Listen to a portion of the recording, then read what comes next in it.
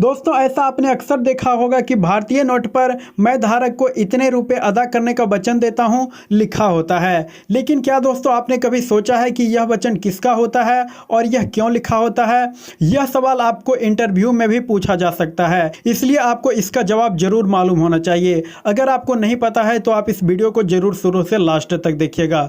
तो चलिए friends, video start करते हैं। उससे पहले अगर आप मेरे चैनल पर नए हो तो इस चैनल को सब्सक्राइब जरूर कीजिएगा। दोस्तों, मैं धारक को रुपए अदा करने का वचन देता हूं।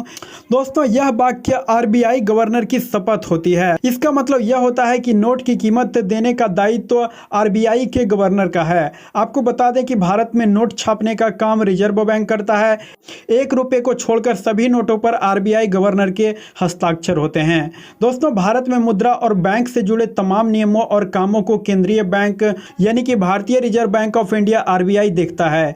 जितने भी नोट होते हैं उन सब पर आरबीआई के गवर्नर के हस्ताक्षर होते हैं। बाकी 1 रुपए के नोट पर वित्त सचिव के हस्ताक्षर होते हैं। दोस्तों, नोटों की छपाई का काम भारत में न्यूनतम आरक्षित प्रणाली के आधार पर किया जाता है। 1957 से यह प्रणाली लागू है। इस प्रणाली के अनुसार आरबीआई को यह अधिकार है कि वह आरबीआई फंड में कम से कम 200 करोड़ रुपए मूल संपत्ति अपने पास रखे। इस 200 करोड़ में 115 करोड़ का सोना और शेष 85 करोड़ विदेशी संपत्ति अपने पास हर समय रखने की बाध्यता होती है। इतनी संपत्ति अपने पास रखने के बाद आरबीआई देश की जरूरत के अनुसार नोट छापती है। नोट छापने से पहले आरबीआई को सरकार से अनुमति लेनी पड़ती है।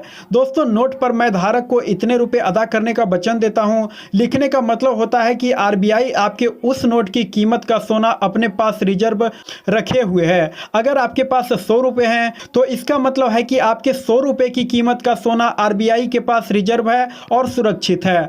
आरबीआई इसलिए यह कथन लिखकर धारक को वचनबद्धता दर्शाता है। नोटों पर यह कथन लिखने का एक और मतलब होता है कि अगर कोई भी व्यक्ति नोट को लेने से मना कर रहा है तो इसका मतलब वह आरबीआई पर विश्वास नहीं कर रहा है और उसकी अवज्ञा कर रहा है, अर्थात कानून तोड़ रहा है। दोस्तों, नोटों की प्रामाणिकता और वैधता लोगों के बीच बनी रहे, इसलिए आरबीआई नोट पर यह कथन लिखती है। तो दोस्तों, अब आपको बिल्कुल सही तरीके से समझ में आ गया होगा कि आखिर नोट पर मैं धारक को इतने रुपए अदा करने का वचन देता हूं क्यों लिखा होता है। अगर आपको इस वीडियो से कुछ सीख मिले हैं, अगर आपको लगता है आप इस वीडियो से कुछ जान सके हैं, तो आप इस वीडियो को लाइक करिए, अपने दोस्तों के साथ शेयर करिए और अगर आप मेरे चैनल पर नए हैं तो इस चैनल को जरूर सब्सक्राइब कर लीजिए आगे भी इस तरीके का नॉलेजफुल वीडियो को देखते रहने के लिए। तो चलिए मिलेंगे फिर एक नए वीडियो में, तब तक के लिए bye bye and take care.